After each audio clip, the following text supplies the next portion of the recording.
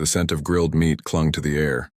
My shirt was wet with sweat, partly from the warmth, mainly from what was about to occur.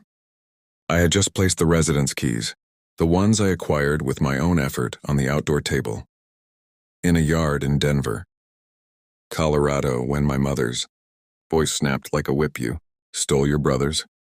Fortune, the talk ceased. Plates froze midair. Everyone gazed at me as if I'd been caught with blood on my hands. I didn't wince. I just picked up my beer, took a slow sip, and thought, here it comes.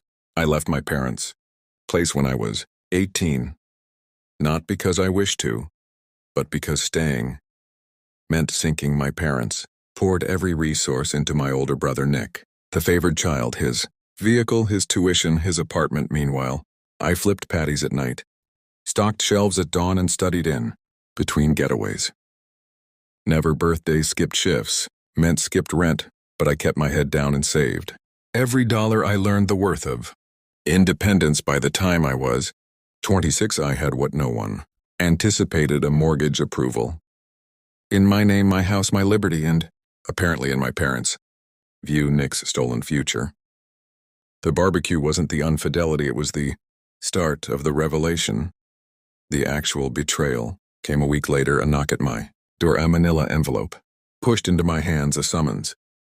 Plaintiffs, my parents' accusation purposed interference in the economic prospects of their son, Nick. I laughed so hard the court officer raised an eyebrow. My own family was launching a lawsuit against me for working too hard, for succeeding without them. But the more I read, the darker it got. They weren't just filing frivolous claims, they were demanding financial compensation, the amount almost precisely what I'd put aside for my down payment. They wanted to reclaim my house. That was the instant the pain flickered out and the fire ignited in its place. I didn't toss the papers, didn't call them, yelling.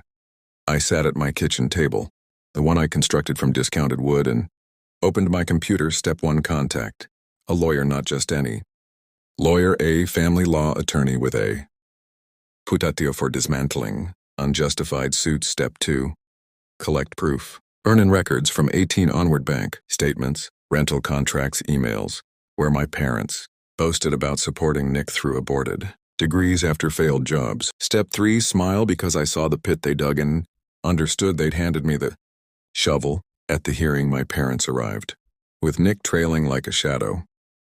He avoided my eyes. Mom grasped her necklace as if she was performing in her own play. That expanded his chest. Sure, his verbal command was still law.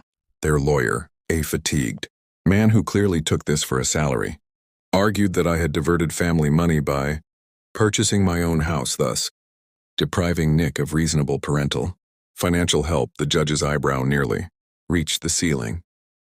My lawyer slid a stack of documents across the table. Every employment I'd held since 18, every rent payment I'd signed, every award I'd acquired, side by side with my brother's. History: 3 failed majors, 2 drunk driving incidents.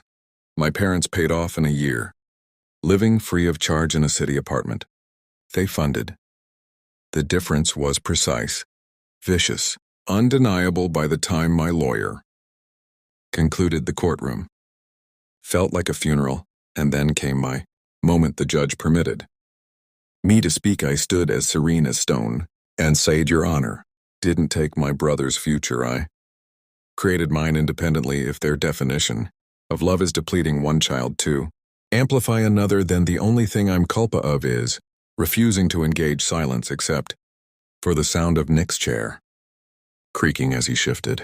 In shame, the decision was immediate. Case dismissed with finality, meaning they could never drag me into court for this again. But the real outcome wasn't juridical, it was monetary. The judge ordered my parents to cover my legal expenses. Many thousands. That was money they lacked that evening. My phone illuminated with texts. Mom, how could you perform this to your own family? Dad, ungrateful youth. Nick, nothing, just quiet. And I smiled, because for once the quiet was louder than their denunciations. Weeks later, I hosted my own outdoor cookout. Same scent of grilled meat, same picnic tables, but this time surrounded by companions.